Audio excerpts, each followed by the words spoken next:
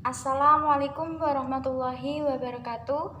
Dalam kesempatan kali ini, kami dari kelompok 5, kelas PGSD 2C akan menyampaikan materi mengenai teori Skinner. Sebelumnya, izinkan saya memperkenalkan diri terlebih dahulu. Perkenalkan, nama saya Siti Kusnul Khotimah dengan nomor induk mahasiswa 34302000114. Saya Uswatun Hasanah dengan nomor induk mahasiswa 343020000109.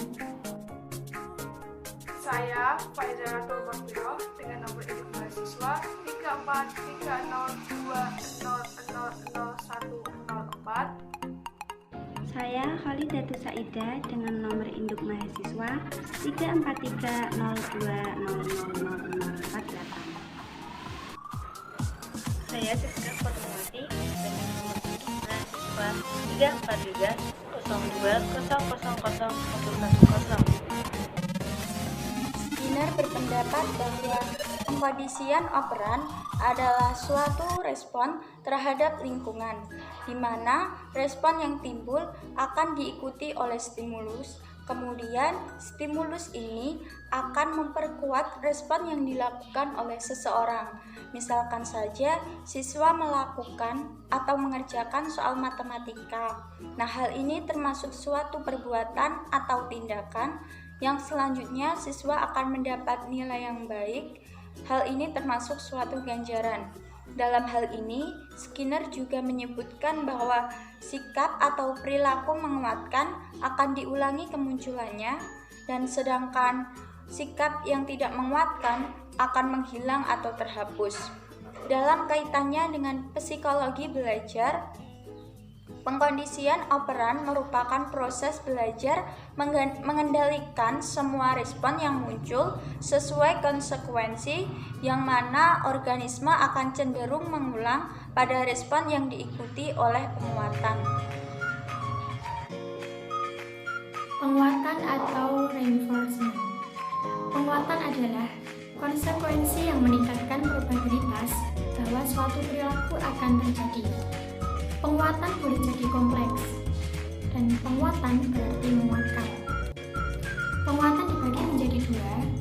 Yang pertama yaitu penguatan positif. Yang kedua yaitu penguatan negatif. Penguatan positif adalah penguatan dengan prinsip bahwa frekuensi respon meningkat diikuti dengan stimulus yang mendukung atau rewarding. Sedangkan penguatan negatif adalah penguatan dengan prinsip bahwa frekuensi respon meningkat diikuti dengan stimulus yang tidak mendukung atau merugikan. Untuk lebih mudah dalam membedakan penguatan positif dan penguatan negatif, penguatan positif terdapat sesuatu yang ditambahkan atau diperoleh, sedangkan penguatan negatif terdapat sesuatu yang dikurangi atau dihilangkan.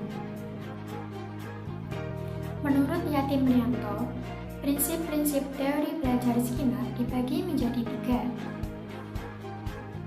Yang pertama yaitu konsekuensi.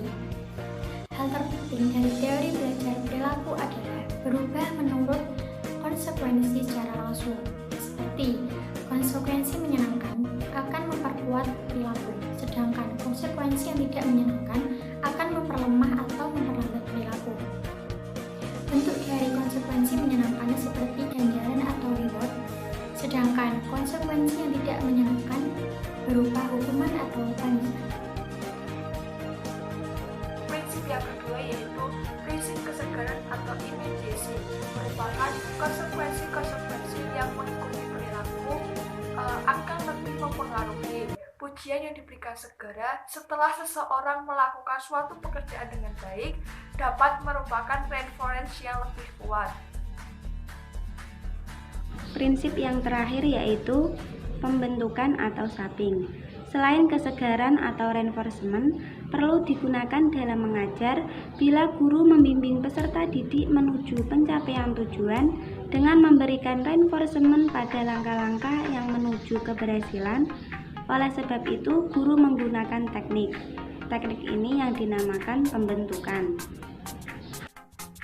Adapun kelebihan dari teori belajar Skinner yaitu pendidik diarahkan untuk lebih menghargai peserta didik dengan dihilangkannya sistem hukuman dan didukung dengan adanya pembentukan lingkungan yang baik sehingga meminimalkan terjadinya kesalahan. Selanjutnya yaitu kekurangan dalam teori belajar Skinner. Yang pertama, kurangnya kedisiplinan siswa karena hilangnya sistem hukuman. Tanpa adanya sistem hukuman akan memungkinkan anak menjadi kurang mengerti tentang sebuah kedisiplinan.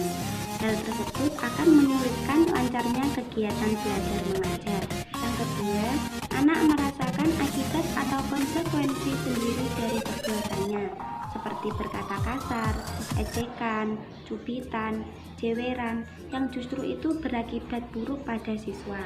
Kekurangan yang ketiga yaitu kesalahan dalam penguatan positif dalam situasi pendidikan seperti penggunaan ranking di kelas yang mengharuskan siswa untuk menguasai semua mata pelajaran. Berikutnya contoh dalam kasus matematika pada penerapan teori Skinner. Seorang siswa diberikan soal sederhana matematika dan dapat menyelesaikan sendiri. Lalu guru memberikan pujian karena telah berhasil menyelesaikan soal tersebut. Dengan demikian, siswa akan merasa yakin atas kemampuannya. Sehingga dikatakan bahwa stimulus dengan demikian pada umumnya mendahului respon timbul karena stimulus tertentu. Contoh lainnya dalam matematika, seorang siswa yang terbiasa melakukan perhitungan matematika berupa operasi pengulangan, perkalian, dan pembagian akan lebih mudah mengerjakan soal tersebut dan lebih cepat tanpa pemikiran yang Nah, cukup sekian yang dapat kelompok kami sampaikan mengenai teori Skinner ini. Kurang lebihnya mohon dimaafkan. Wassalamualaikum warahmatullahi wabarakatuh.